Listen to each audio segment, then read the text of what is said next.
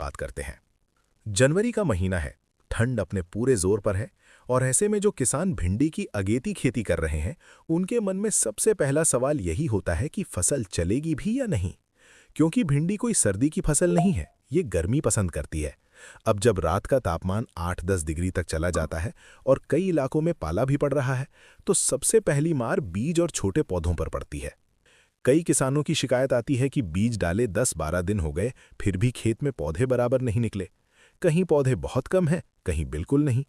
इसका सीधा कारण यही है कि ठंड में बीज का अंकुरण बहुत धीमा हो जाता है। जब मिट्टी का तापमान 20 डिग्री से नीचे चला जाता है, तो बीज अंदर ही अंदर सुस्त पड़ जाता है, उसकी ताकत कम हो जाती है और कई बार वो सड़ भी जाता है। अब इसका समाधान क्या है? सबसे पहली बात, जनवरी में भिंडी की अगेती खेती तभी सफल होगी जब हम ठंड से बचाव करें। अगर आपने अभी बोनी की है या करने वाले हैं, तो बीज बोने के बाद हल्की सिंचाई करें और खेत में नमी बनाए रखें, लेकिन पानी खड़ा न होने दें। जहां संभव हो वहां पॉलीथिन मल्च या भूसा पराली से हल्की ढकाव करें, ताकि मिट्टी का तापमान थोड़ा बना रहे। और अगर पौधे निकल चुके हैं तो शाम के समय हल्की सिंचाई करें, ताकि रात में पाले का असर कम हो। अब अगली समस्या जो ठंड के कारण आती है, वो है पौधों की बढ़वार रुक जाना। कई किसान कहते हैं कि पौधा निकला तो सही, लेकिन 15-20 दिन से उसकी ऊंचाई नहीं बढ़ रही, पत्तियां छोटी रह जाती हैं, रंग हल्का पीला सा दिखता है। ऐसा इसलिए होता है क्योंकि ठंड में जड़ें ठीक से काम नहीं कर पाती। जब जड़ें कमजोर होंगी तो ऊपर का पौधा कैसे बढ़ेगा? यहाँ किसान सबसे बड़ी गलती ये कर देते हैं कि वो ज्यादा यूरिया डाल देते हैं। सोचते हैं कि नाइट्रोजन देंगे तो पौधा भागेगा, लेकिन सर्दी में ज्यादा यूरिया देना पौधे को फायदा नहीं, नुकसान करता है। जड़ें जब ठंड से जमी हुई हों, तब दिया गया यूरिया या तो उड़ जाता है या पौधे को झटका देता है। इसका सही तरीका ये है कि इस समय भारी खाद देने के बजाय हल्का और समझदारी से पोषण दिया जाए। 10-12 दिन के अंतर से माइक्रो न्यूट्रिएंट का स्प्रे करें, जैसे जिंक, बोरॉन और मैग्नीशियम का संतुलित मिश्रण। अगर उपलब्ध हो तो समुद्री शैवाल यानी सीवीड एक्सट्रैक्ट या अमीनो एसिड का हल्का स्प्रे बहुत अच्छा रिजल्ट देता है। इससे पौधा ठंड का तनाव सहन कर पाता है और धीरे धीरे ग्रोथ पकड़ने लगता है। अब जैसे ही पौधा थोड़ा संभलता है, तभी तीसरी बड़ी मुसीबत खड़ी हो जाती है, रस चूसने वाले कीट। जनवरी में धूप निकलते ही माहों, सफेद मक्खी और जैसिड्स खेत में दिखाई देने लगते हैं। ये कीट इतने छोटे होते हैं कि कई बार किसान ध्यान ही नहीं देता, लेकिन नुकसान बहुत बड़ा कर जाते हैं। पत्तियों का रस चूसकर पत्तियां मुड़ने लगती हैं, किनारे से पीली पड़ जाती हैं और पौधा कमजोर दिखने लगता है। अब यहां भी गलती ये होती है कि किसान सीधा तेज दवा मार देता है। ठंड में तेज कीटनाशक देने से पौधा और ज्यादा स्ट्रेस में आ जाता है। समाधान ये है कि सबसे पहले कीट की पहचान करें। अगर हल्का प्रकोप है तो नीम आधारित दवा या हल्का सिस्टमैटिक कीटनाशक कम मात्रा में दें। स्प्रे हमेशा सुबह 10 बजे के बाद या शाम को करें जब पाला का डर न हो, और स्प्रे में थोड़ा सा स्टिकर या साबुन मिलाने से दवा ज्यादा असरदार होती है। अब रस चूसक कीटों के साथ साथ सबसे खतरनाक बीमारी भी आती है, पीला मोज़ैक वायरस। कई किसान इसे देर से पहचानते हैं। पहले पत्तियों में हल्का पीलापन आता है, फिर नसें पूरी तरह पीली हो जाती हैं, पौधा बढ़ना बंद कर देता है, फूल नहीं लगते और अगर लग भी जाए तो फल टेढ़े मेढ़े रह जाते हैं। ये बीमारी दवा से ठीक नहीं होती, ये बात हर किसान को समझनी होगी। इसका एक ही इलाज है, रोकथाम। जैसे ही आपको YVMV का पौधा दिखे, उसे तुरंत उखाड़कर खेत से बाहर फेंक दें। सफेद मक्खी को कंट्रोल करना सबसे जरूरी है, क्योंकि वही वायरस फैलाती है। पीले चिपचिपे ट्रैप खेत में लगाएं और समय समय पर सफेद मक्खी के खिलाफ दवा बदल बदल कर इस्तेमाल करें। अब आखिरी बड़ी समस्या जो जनवरी में देखने को मिलती है, वो है जड़ गलन और फफूंद रोग। सर्दी में जब किसान जरूरत से ज्यादा पानी दे देता है, तो मिट्टी में नमी जमा हो जाती है। ऐसे में जड़ें सड़ने लगती हैं, पौधा अचानक मुरझा जाता है, तना जमीन के पास से पतला हो जाता है और 1-2 दिन में पौधा गिर जाता है। इसका समाधान बहुत सीधा है, लेकिन पालन कम लोग करते हैं। सर्दी में 7-10 दिन में ही हल्की सिंचाई करें। पानी कभी भी शाम को न दें, सुबह देना सबसे अच्छा रहता है। और अगर खेत में पहले से जड़ गलन की समस्या रही है, तो ट्राइकोडर्मा या कार्बेंडाजिम जैसे फफूंदनाशक का ड्रेंचिंग जरूर करें। दोस्तों, जनवरी में भिंडी की अगेती खेती मुश्किल जरूर है, लेकिन नामुमकिन नहीं।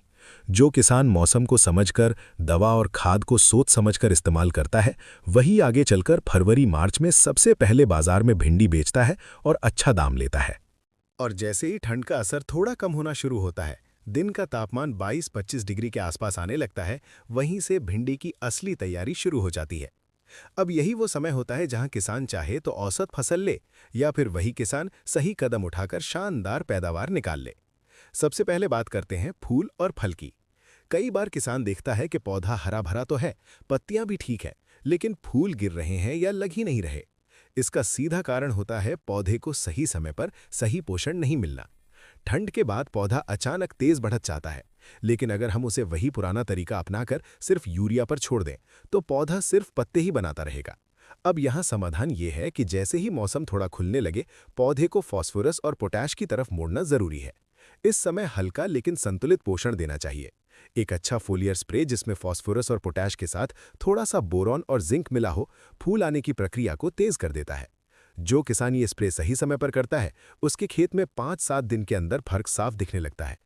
अब जब फूल आने लगते हैं तो अगली समस्या सामने आती है, फूल और छोटे फल झड़ना। कई किसान सोचते हैं कि ये मौसम की वजह से हो रहा है, लेकिन असल में ये पौधे का स्ट्रेस होता है। दिन और रात के तापमान में फर्क, हल्की हवा और पहले झेली हुई ठंड, इन सब का असर पौधे पर रहता है। यहाँ एक छोटी सी समझदारी बहुत बड़ा काम करती है। अगर इस समय अमीनो एसिड या सीवीड एक्सट्रैक्ट का हल्का स्प्रे कर दिया जाए तो पौधा उस स्ट्रेस से बाहर आ जाता है, फल पकड़ मजबूत होती है और पौधा लगातार नई कलियां बनाता रहता है। अब बात करते हैं शाखाओं की। कई किसान चाहते हैं कि भिंडी का पौधा ज्यादा फैले, ज्यादा शाखाएं निकाले ताकि फल ज्यादा आएं। लेकिन अगर पौधे को खुला छोड़ दिया जाए तो वो ऊपर की तरफ भाग जाता है और साइड ब्रांच कम बनती है। यहाँ एक देसी लेकिन असरदार तरीका है। जब पौधा 30-35 दिन का हो जाए और उसकी ऊंचाई करीब 1.5 से 2 फुट हो तो ऊपर की नोक हल्के से तोड़ देना चाहिए। इससे पौधा नीचे से शाखाएं निकालता है और हर शाखा पर फूल और फल लगते हैं। यही तरीका आगे चलकर पैदावार बढ़ाने में सबसे बड़ा रोल निभाता है। अब जैसे जैसे फल आने लगते हैं, कीटों का दबाव फिर से बढ़ने लगता है। खासकर फल छेदक और थ्रिप्स इस समय ज्यादा नुकसान करते हैं। अगर इस स्टेज पर कीट को नजरअंदाज किया गया तो फल खराब होंगे और बाजार में दाम कम मिलेगा। इसका समाधान ये है कि दवा को बदल बदल कर इस्तेमाल किया जाए। हर बार वही दवा देने से कीट आदत डाल लेते हैं। हल्की मात्रा में सही अंतराल पर स्प्रे करें और हमेशा स्प्रे सुबह या शाम को ही करें। अब सबसे जरूरी बात, सिंचाई। जैसे ही तापमान बढ़ता है, कई किसान पानी ज्यादा देना शुरू कर देते हैं, लेकिन भिंडी को पानी चाहिए, पानी में डूबना नहीं। हर 5-6 दिन में हल्की सिंचाई सबसे सही रहती है। खेत में पानी रुका तो जड़ें फिर से कमजोर हो जाएंगी। और आखिर में बात करते हैं तुड़ाई की। जो किसान समय पर तुड़ाई करता है वही किसान ज्यादा पैसा कमाता है। भिंडी को ज्यादा बड़ा नहीं होने देना चाहिए। छोटी, कोमल और सीधी भिंडी ही बाजार में सबसे ज्यादा पसंद की जाती है। हर 2-3 दिन में तुड़ाई करने से पौधा और ज्यादा फल देता है। जितना ज्यादा तोड़ोगे उतना ज्यादा नया फल आएगा। यही भिंडी की सबसे बड़ी खासियत है। तो भाइयों, भिंडी की अगेती खेती में असली खेल दवा या खाद का नहीं, सही समय और सही समझ का है। जो किसान मौसम को पढ़ लेता है, पौधे की हालत समझ लेता है, वही किसान फरवरी से लेकर अप्रैल तक लगातार बढ़िया पैदावार निकालता है। अगर ये जानकारी आपके काम की है तो इसे वहीं तक मत रखिए जहां तक खेत की मेड़ है। इसे दूसरे किसानों तक भी पहुंचाइए ताकि हर कोई मेहनत का पूरा फल ले सके।